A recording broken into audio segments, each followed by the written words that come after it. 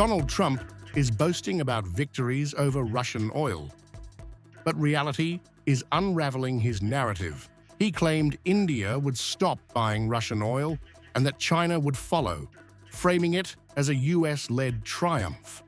Instead, Russia, China, and India, key BRICS powers, have united in a coordinated pushback, exposing the White House's pressure campaign as weak, overreaching, and increasingly irrelevant.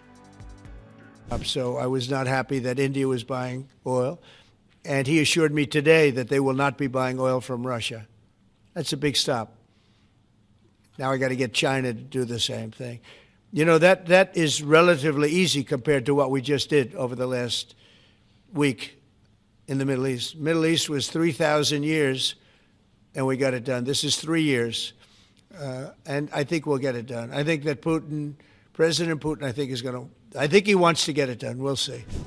Trump claimed pressuring India would make ending the war in Ukraine easier. But his rhetoric exposes a failing US strategy that relies on bullying allies and threatening global trade. If India doesn't buy oil, it makes it much easier. And they're not going to buy. They assured me they will, within a short period of time, they will not be buying oil from Russia. And they'll go back to Russia after the war's over. Moscow didn't hold back, tearing apart Trump's claims and making it clear that energy decisions are sovereign, not Washington's to dictate. A direct rebuke to US bullying on the global stage. We continue to cooperate with our friendly partners.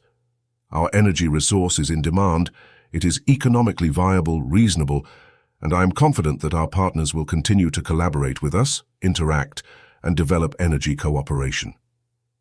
We only see signals in the media that India will allegedly stop buying Russian oil. Our partners emphasize that no one can dictate to them, and they will choose their own path. Putin fired a veiled yet scathing warning at Washington and its Western allies, denouncing their sanctions and pressure campaigns as a reckless, artificial disruption of global energy markets, a geopolitical overreach that backfires on those trying to dictate terms. However, we are also facing an artificial disruption of the energy architecture caused by aggressive and quite assertive actions by certain Western elites. As you know, many European countries, for example, under political pressure, have refused to purchase Russian energy resources. I have already noted what such a refusal leads to for these Western states and their economic and industrial potential.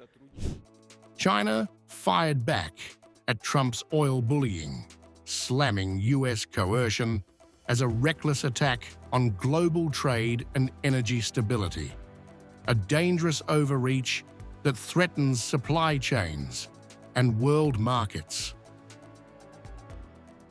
The US's actions are typical unilateral bullying and economic coercion, seriously undermining international trade rules and threatening the security and stability of global industrial and supply chains. We firmly oppose the US's frequent use of China as an excuse and the abuse of illegal unilateral sanctions and long-arm jurisdiction against China. If China's legitimate rights and interests are undermined, China will resolutely retaliate and firmly safeguard its sovereignty, development, and security interests. India slammed Trump's narrative outright, denying any promise from Prime Minister Modi to halt Russian oil purchases, exposing the US president's claims as misleading. On the question of whether there was a conversation or a telephone call between Prime Minister Modi and President Trump, I am not aware of any conversation yesterday between the two leaders. MEA spokesperson Randhir Jaiswal stressed India's independent energy policy, making clear that no foreign power, least of all the US, will dictate New Delhi's choices.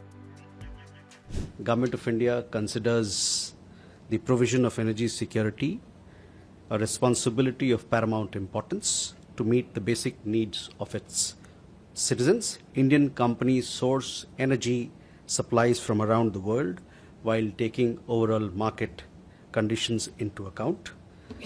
We would stress that there should be no double standards, especially when it comes to energy trade. Trump's oil claims are collapsing. His attempts to bully India and pressure China expose the US as overreaching and unreliable, while Russia, China, and India stand firm. Energy decisions, they make clear, will not bow to Washington's threats.